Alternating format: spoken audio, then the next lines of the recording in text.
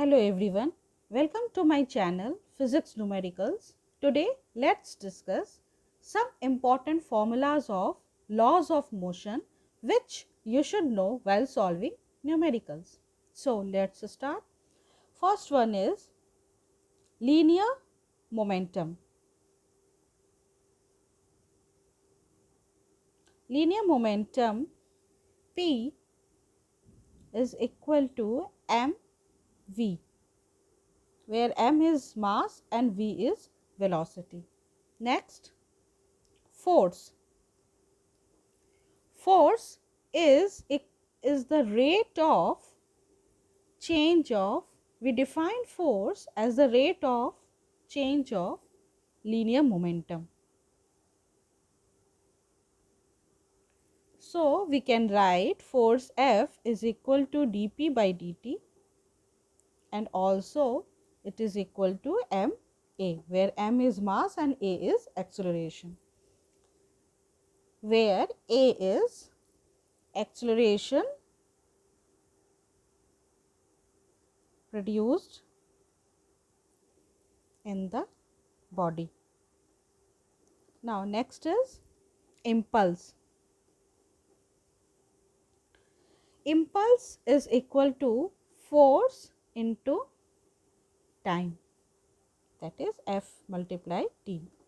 Also we can say that impulse is equal to change in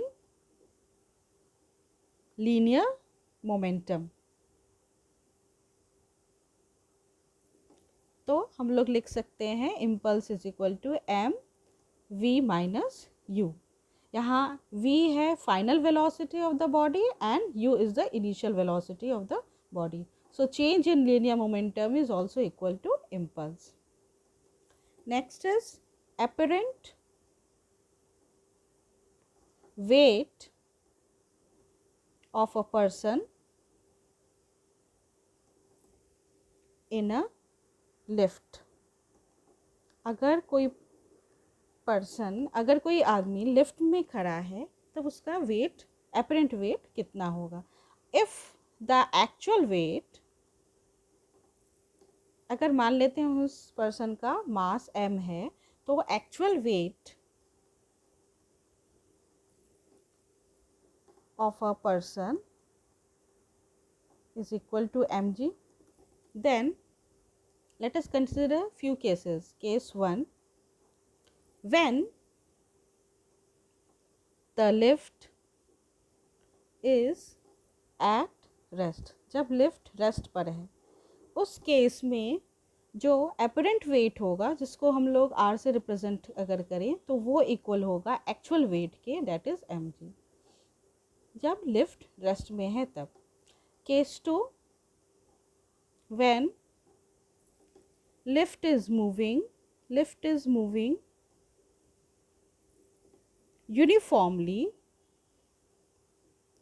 in upward or in downward direction. अगर वो uniformly move कर रहा है upward या downward direction में, उस केस में भी जो apparent weight है r, वो इक्वल होगा एक्चुअल वेट के, that is r is equal to mg.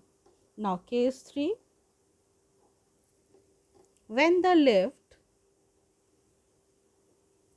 is moving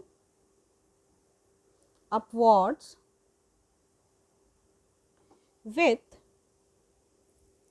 acceleration a. अगर वो अपवर्ड मूव कर रहा है लिफ्ट और उसका कांस्टेंट एक्सेलरेशन a है, उस केस में जो apparent weight r होगा वो इक्वल होगा mg प्लस a के. Now case 4, when the lift is moving downwards with an acceleration a. अब अगर डाउनवर्ड डायरेक्शन में लिफ्ट मूव कर रहा है विथ कांस्टेंट एक्सेलरेशन a, तब जो apparent weight r होगा वो इक्वल होगा mg माइनस a के. Now next case is case 5.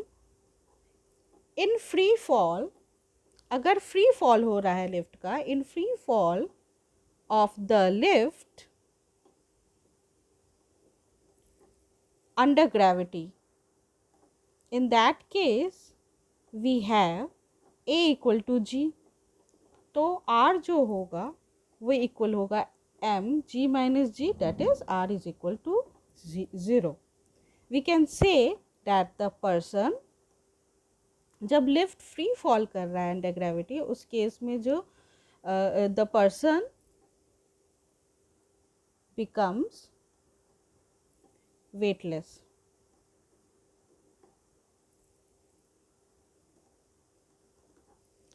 Now, next formula is related to the principle of conservation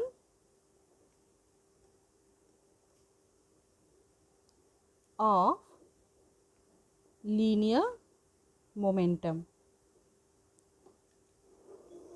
We know that according to the principle of conservation of linear momentum, the vector sum of linear momenta of all the bodies in an isolated system remains constant.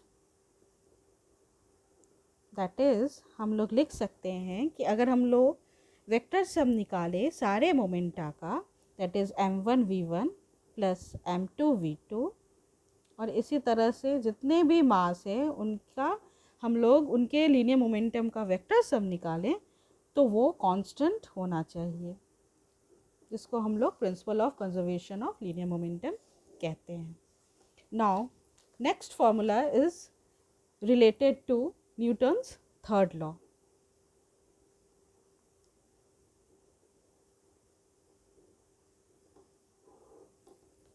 The force of reaction, Newton's third law के अनुसार the force of reaction, force of action and reaction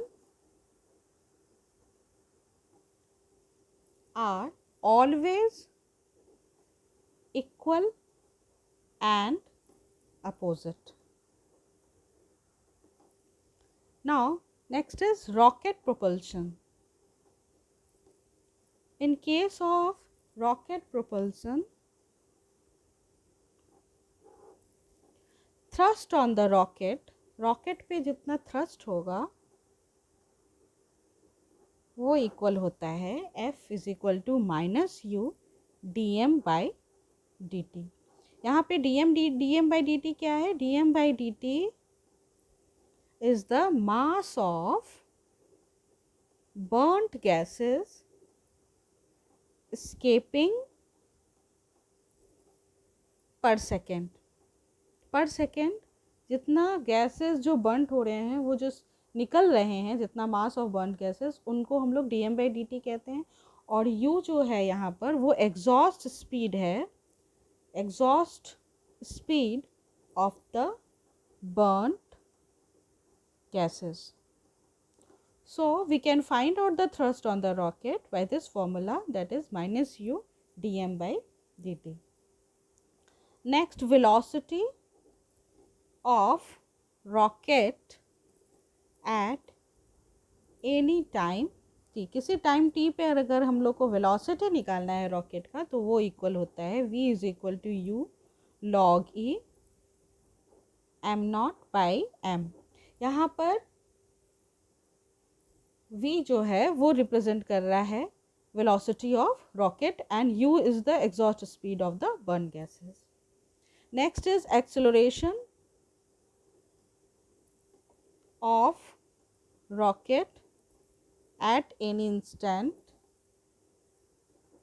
of time t, किसी time t पर अगर हमको acceleration निकालना हो rocket का, तो उसका फॉर्मूला होता है a is equal to upthrust minus weight by mass. Now next हम लोग डिस्कस करेंगे equilibrium of forces.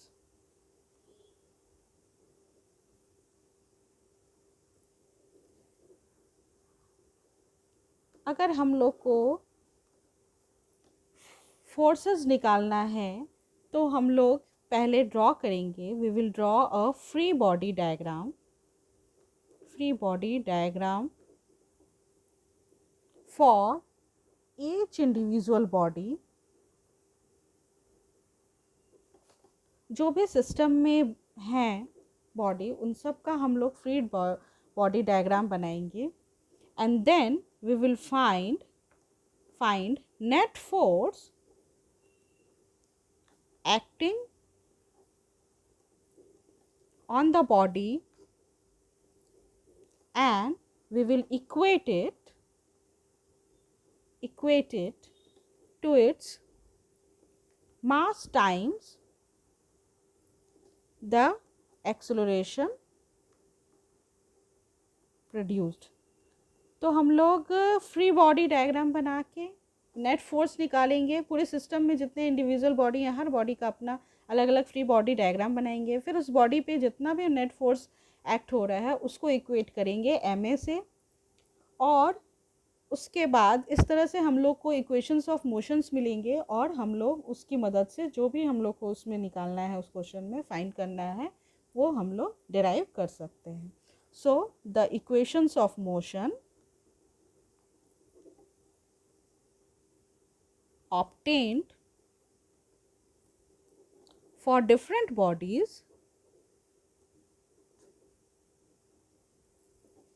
can be solved to arrive at the desired results.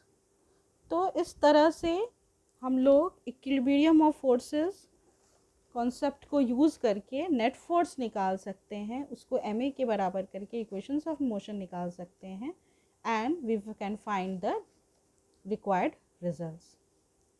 That's all for today. Next video I will discuss the formulas related to motion in a vertical circle, motion along horizontal circle, banking of roads and friction. Thank you.